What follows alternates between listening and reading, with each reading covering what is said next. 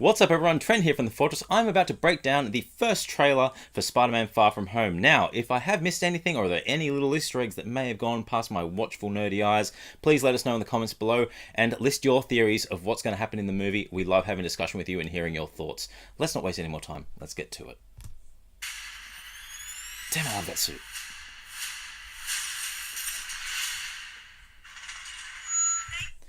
Okay, so a nice little scene to open up. We've got a homeless support shelter with a lot of, it looks to be a fundraising gala. Now this could possibly be fundraising for the Battle of New York, which happened years ago, or more likely the battle that happened in New York when Ebony Maw and Cull Obsidian decided to drop by and get their machines and wreak havoc. So this could possibly be a fundraiser to raise money. You can see in the corner next to Peter there is a thermometer which obviously has the financial goals, and Aunt May and Spider-Man are hosting the event. Now this is not a strange thing for Aunt May. She is very much she has done a lot of humanitarian work, volunteer work, as seen in the comic books and in the Spider-Man game. Peter Parker unmasked. Aunt May giving him a high five. If you don't recall the end of Homecoming, Peter was taking off his mask and stripping out of his spider suit, and Aunt May accidentally caught him in the process. So they've obviously formed a connection over it. She's accepted it and is using Spider-Man for good. So good.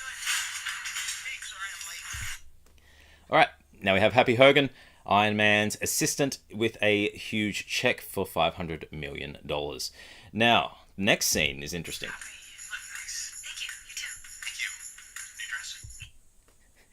It's a little flirtatious banter between Happy and Aunt May. It has been hinted in a lot of leaks and kind of information that's come from the set that Happy Hogan, played by Jon Favreau, and Marissa Tomei's Aunt May are going to have a kind of relationship, which you can tell by Peter's face is so happy.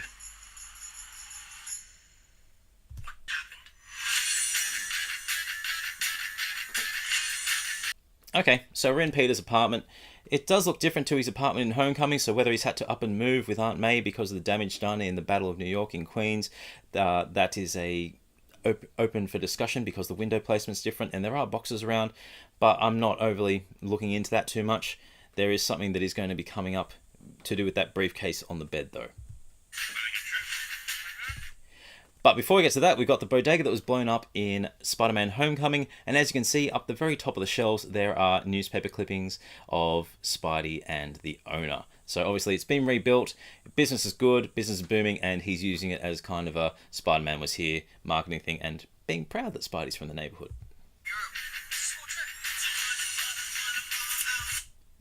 Okay, so Spidey in New York still using the same suit that was given to him by Tony in Homecoming. Don't know where the Iron Spider suit's gone.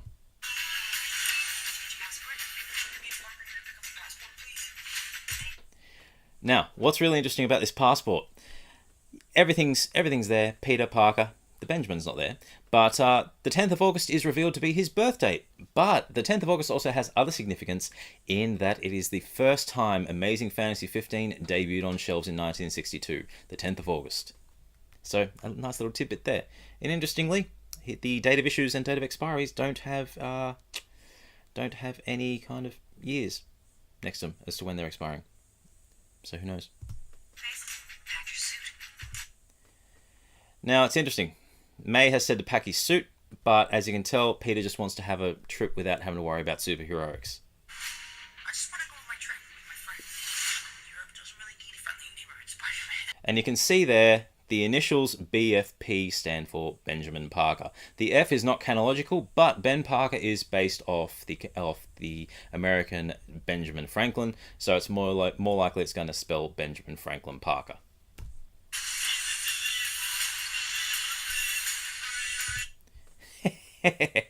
So, very innocent shot, but there is one key thing that leads to later in the trailer, and that is the boat name ASM 212. Now, for those who don't know, Amazing Spider-Man 212 is the debut issue of Hydro Man, who's going to be playing one of the elemental villains later on in this video.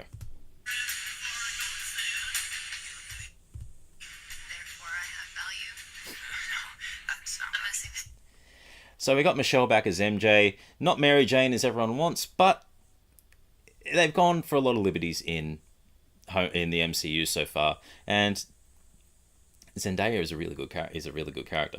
Lots of wit, lots of banter. Really like her. You look pretty too. And here we have the Hotel Domatus, which is a homage to one of the Spider-Man writers who wrote Kraven's Last Hunt. So that's a nice little homage there.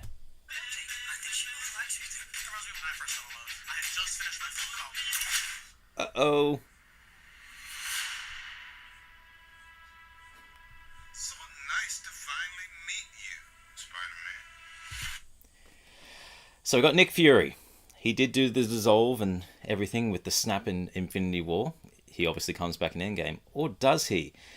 An interesting thing to note about this scene here. The spider senses did not go off to a presence in the room. We have seen Spidey's spider sense go off when there is danger in Infinity War. It wasn't in Homecoming. The suit kind of focused the senses, but they were in Infinity War. So why has Peter's spider sense not gone off for Nick Fury? Does Fury have some sort of cloaking device that would prevent him from sensing him? Or is there something more nefarious going on? Is it something like a villain, like the Chameleon, who's wearing Fury's face? Or is it Mysterio, who's created an illusion? A very, very, very good illusion. I don't think this is Nick Fury. And it just seems that to not set off the spider sense, that rung alarm bells. You're Nick Fury. Put some clothes on. Let's go for a ride. Is he gonna be okay like that? Might want to turn him over so he doesn't swallow his tongue. So here we got Fury and Spidey obviously doing an undercover covert mission set at night. He doesn't have the new suit yet, which we're going to see in a couple of frames. But yeah, so Fury is obviously working with Spidey to do some espionage shield work.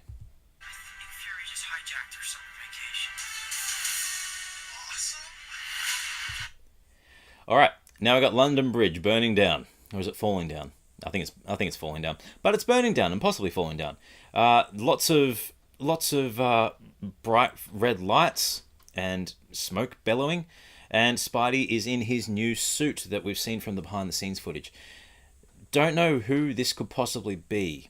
This could possibly be Molten Man, and the battle with Molten Man happens on top of London Bridge, but it could also be a battle later on in the movie with Mysterio, but we'll see more later on in the trailer. And you can see just in this frame here that Spidey has the web gliders again, which is harkening back to the classic Steve Ditko design.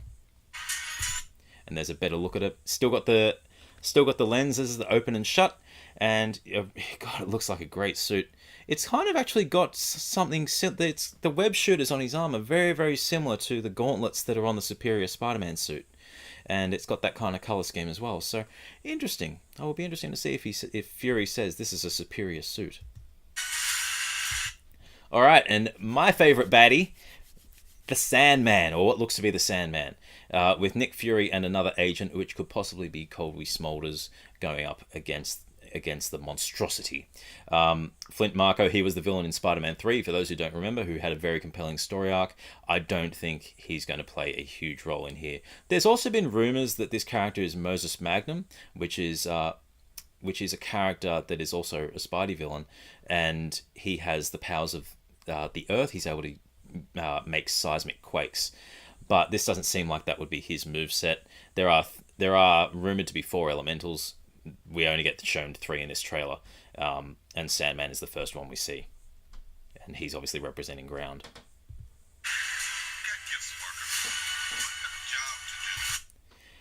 Okay, now we got a better look at London Bridge battle, and what makes me think it's not Molten Man is the lightning. I'm thinking that it is going to be, this is the final stage for the battle against Mysterio, who's inevitably going to turn bad. And what else is giving me that kind of vibe is the color scheme in these scenes. There's a lot of blues and purples and reds, and that just wouldn't match what's going on. So a Master of Illusion who's obviously dealing with this could be the air elemental. I would say Mysterio is the air elemental. Very quick glimpse of Molten Man, who is a very metallic looking villain who obviously has the power of lava. So that's the fire elemental. Looks very thin, very stickly, very straggly, and yeah, I wouldn't want to go up against it. It's going to be interesting to see how Peter goes up against these baddies. Interesting line said there by Happy Hogan. You're all alone. Does this mean that Tony Stark is dead? I'm thinking no. I'm thinking this is before they've gone to Europe, before any of the troubles happened, and Happy is saying, if there is any trouble, you're all alone over there. We can't be there to help. And because to get to Europe, even though Tony is a genius and has all these powers, or maybe Tony's given up the mantle of Iron Man, or something's happened, but I don't think it means that Stark's dead. I think it just means that in this circumstance, high school field trip in Europe, away from the United States, it's out of their jurisdiction, and they're in fact alone. Boom. And here we get the awesome stealth suit that's being issued by Nick Fury, supposedly. And you can see Fury in the background. And if you've seen behind-the-scenes footage of these set pieces, there is a battle going on with Mysterio here. And another classic baddie, Hydro Man. So obviously the water elemental. And it wouldn't be a Spider-Man movie, it wouldn't be a field trip without there being an element of danger and all the kids almost being destroyed by a supervillain. Interesting that Peter was in civilian clothes there, so he's obviously still putting up a fight against the baddies, and he gets wet. And here we get our first awesome look at Jake Gyllenhaal as Mysterio. Without the fishbowl head, but not to worry, that comes in later in the trailer. It looks like a really awesome suit, has the gauntlets, it's very much from the comics design. It's even got the Illuminati eyes on the cape crest. So, you don't want any part of this, and then here's what happens.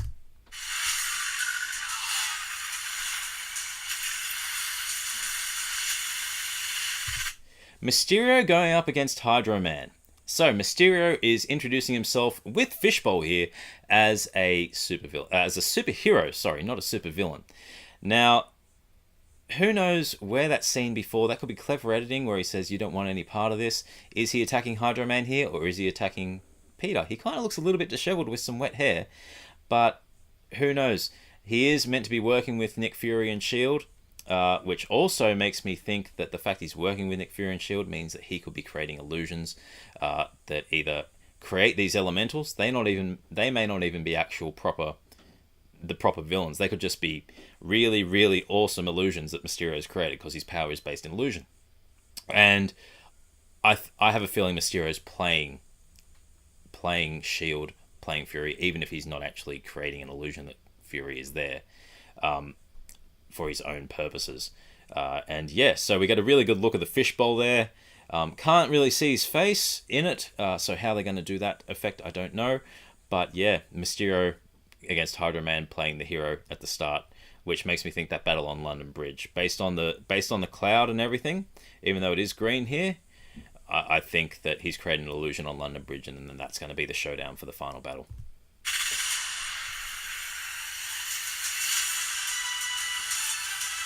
Does whatever a spider can. Who is that guy? He's like Iron Man, double rolled into one. He's no Spider-Man. What is it with you and Spider-Man? But he looks out for the neighborhood as a dope suit, and I really respect him.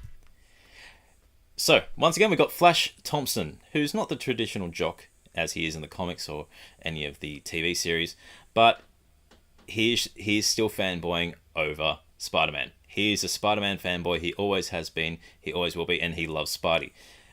Not so much Peter. Sup, dickwad?